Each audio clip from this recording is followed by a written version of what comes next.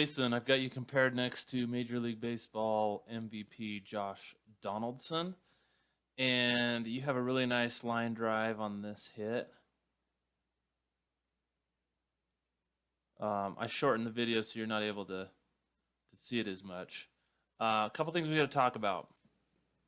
I've drawn some lines here. One is Donaldson's front shoulder, which is lower than his back elbow, and then his bat is tilted slightly towards the pitcher. Your back elbow is slightly lower than your front shoulder, but like Donaldson, your bat is tilted towards the pitcher, which is, in my opinion, one of the reasons you're able to get some really good power and to hit the ball far. Now, what we're going to look at is how far we're stretching the band. So what I mean by that is we cycle Donaldson through to toe touch. Really, the swing initiates when the front foot's back heel touches the ground right there. Maybe right there. And if we draw a line from Donaldson's foot to his elbow, then we see that that's where he stretched the band at front foot strike. So when we cycle you through, and let's see where you're at front foot strike. So you get your, and sorry for, I had some kind of blurriness, fuzziness on the camera. So at front foot strike, when your heel gets down, you're about right there. So we draw to your elbow. You've stretched the band, which we like to think of the core, legs, muscles, shoulders in your body. Whereas if your hands were, your elbow was Donaldson's, your elbow would still be up here more, and then just ready for that, just like a rubber band releasing. Once it's stretched, you accidentally whipped yourself before, that thing's going to snap hard and fast. So sometimes guys like to think, hey, you know, I'm you know, keeping my hands, you know, closer down. I've got my elbow right here just ready to swing, but really that's making it a slower swing when we want to do that. So we'll see you come through, and this is a good hit. Nice line drive, nothing wrong with that. See Donaldson come through though, and look, he hasn't even, whoops, skipped ahead too far. He hasn't even done anything with his hands. His bat's starting to get a lot of bat speed in a short amount of space. He launches this one for a home run. Anyway, let me know what you think. The only way to find out what your swing is to have body awareness and to understand how your body's moving. People talk about rhythm and timing, but nobody explains what rhythm and timing is. So my rhythm is here. This is the rhythm. Getting the barrel up with the leg up. So rhythm is getting this up, that's rhythm. Timing is timing my forward move towards the baseball and my hands going back at the same time. That's what allows me to stay balanced. Pretend like there's a string to your front foot and to your knob of your bat. So here, boom, like you want to pull the string tight, right here, boom. Rhythm, timing. So when I want to stop going forward, the hands pop back, and now I'm in a balanced, powerful position.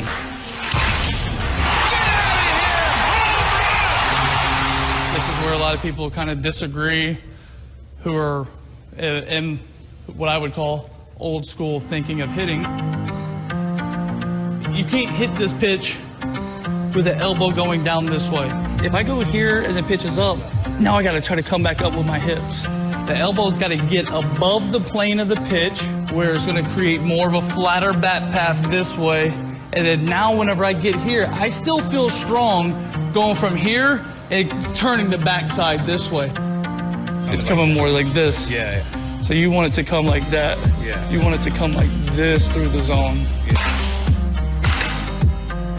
In your words, you can't hit down on that anymore. No. They want you to. That's what I was taught. If you hit down on the ball, you overspin it. You know, ball balloons, it just sits and now the outfielder easy out. In order to get the trajectory that you want with the right spin, you have to have a positive impact at the ball. And what positive means is you're catching the ball on a slight up. It's more of just like a staying behind the baseball in a turn. Just gonna jab you right here. Like that's what it'd be. Wham, wham. You're not using your hand where it's like this. Yeah. Like all arm. Why are you so passionate? Do you think that pitching's evolved, so now hitting's got to follow suit? I have a passion for hitting, and I have. Crack the code in your mind. In my mind, I definitely feel like there's success because I've discovered things that guys who do hit, that they do. Can you feel this energy? This is the start of something great. We might be a little late. Hey, but All right, Sam, I got you compared next to Josh Donaldson, Major League Baseball MVP. I'm just going to compare your guys' some angles. So when Donaldson gets into his front foot step, he even has this more dramatic downward angle from his elbow to his front shoulder. And then he has this angle of the bat going forward.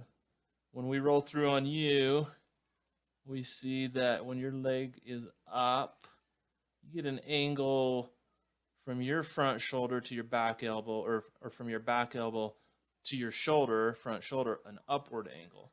So that's one little difference we'll just note. And then when you come through, let's see how Donaldson comes through first.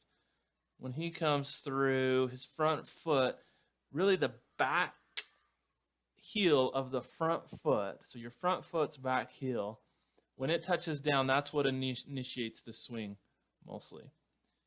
Okay, and when he touches down, his elbow's still high.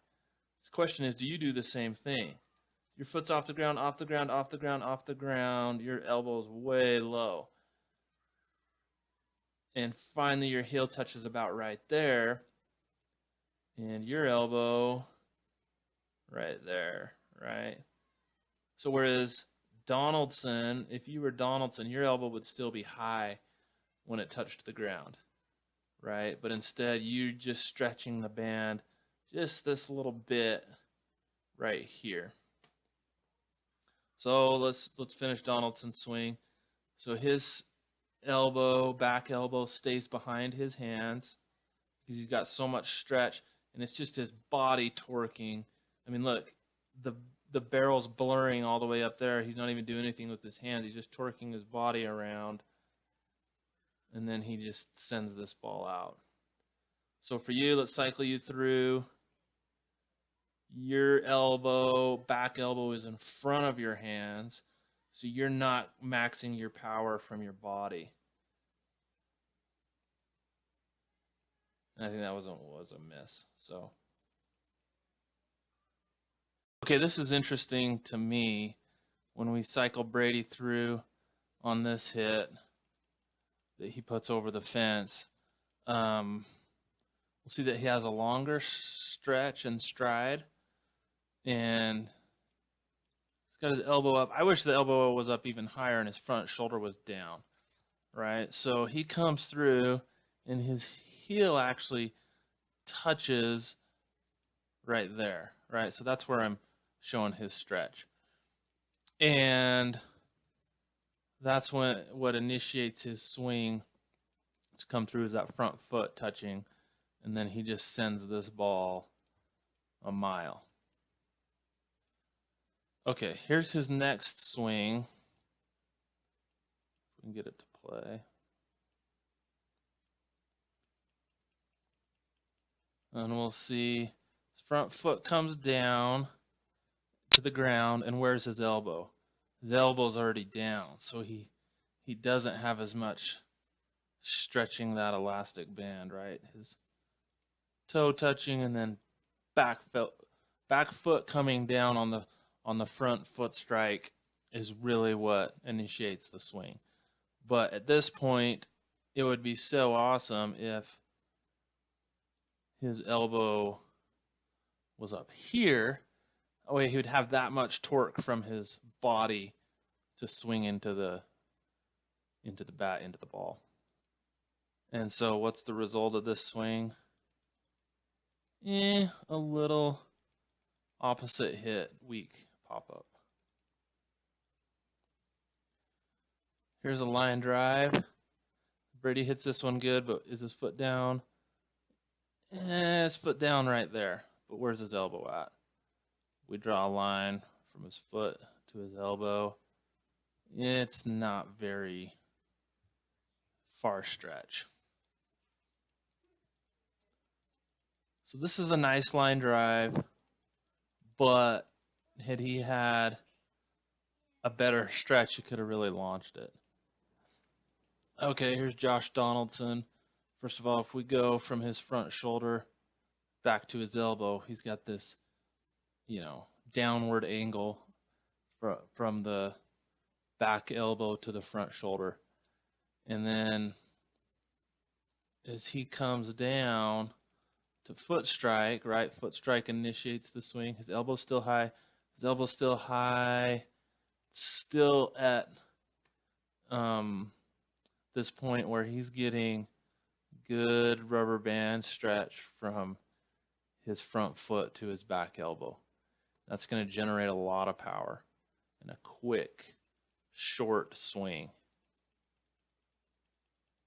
He sends this one out of the park.